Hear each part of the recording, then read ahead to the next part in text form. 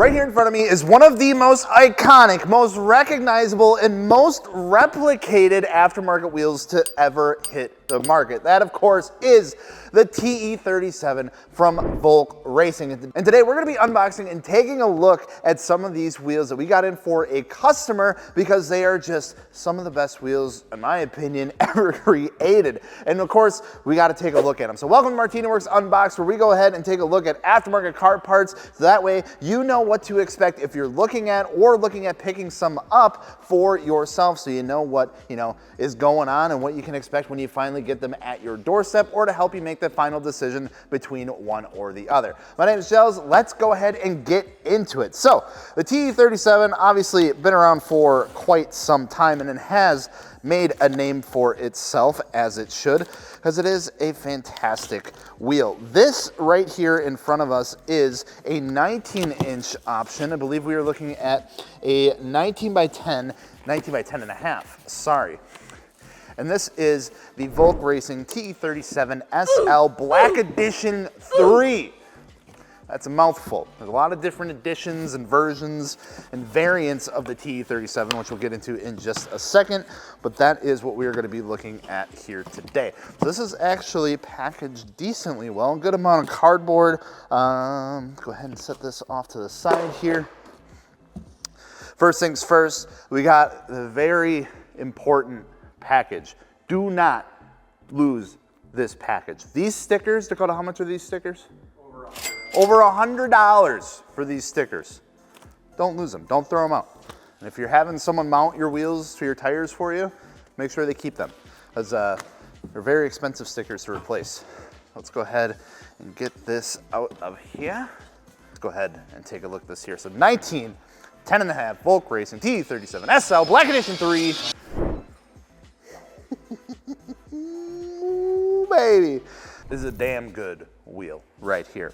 So I keep saying SL Black Edition 3. So over the years, the amount of years that the Volk Racing TE37 has been made, they keep improving on the design. They change the design a little bit. They come out with a different edition. You got like the SL, the Ultra, the Saga, the V or the Vintage, all that sort of stuff. Basically, they do that for a couple of reasons. Obviously, to keep improving the design and keeping up with different sizes of modern vehicles and things like that. But they also do it because it differentiates them from a lot of the replica companies out there that keep taking the design of the TE37. Otherwise, they all just look exactly the same. So they keep coming out with different variants of it, keep adding things, taking things away, changing some spoke design a little bit to keep it fresh and to keep the replicas kind of like off their tail.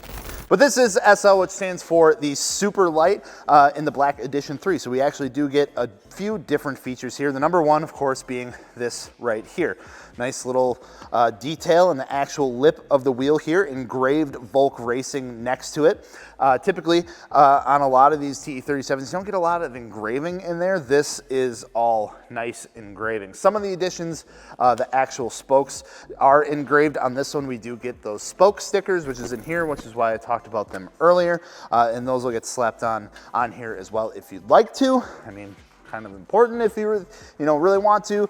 Go ahead and throw them on. Otherwise, that is truly up to you. But this is a specific colorway for the Black Edition 3. It is a special edition of the TE37, coming in this colorway, coming with the special engraving and stuff on it. And this is a fantastic looking wheel. You do get a decent amount of lip here. So the set that we have here is actually a staggered set. We have I believe a 9.5 in the box down there. These are going on an R34 GTT of all things. Now it's going to actually be a pretty aggressive fitment for that car.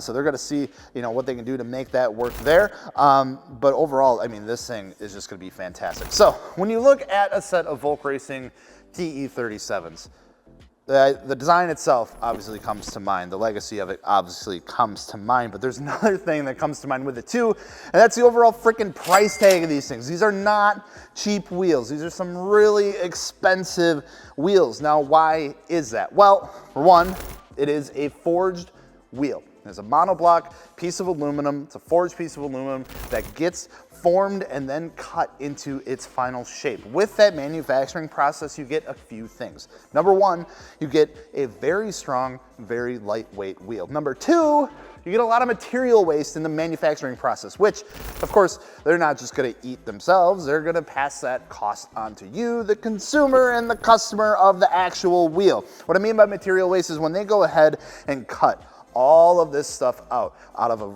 solid block of aluminum, essentially. A lot of that material, needs to be recycled, cut down, sent off, do whatever they need to do with it, but it's waste, essentially. It's a lot of waste that they're having to do. It's a lot of time on the machines to do that, and that's just gonna add up to the overall cost. It's not as straightforward in a sense or as fast as something like a cast or low pressure cast wheel. There's a lot more time investment and material cost involved with something like this. There's also a lot more that just goes into it. Of course, you're paying for the Rays and Volk Racing name, but there's a lot of engineering and development that has gone into the TE37 specifically.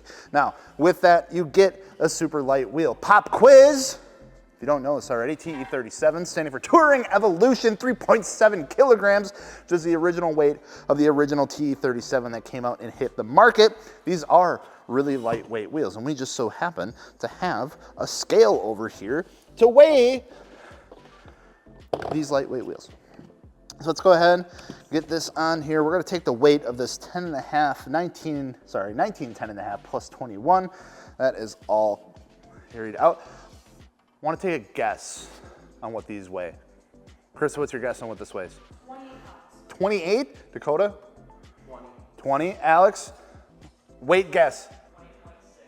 So 20, 20.6, and 29, 28? I'm going to go 21.2.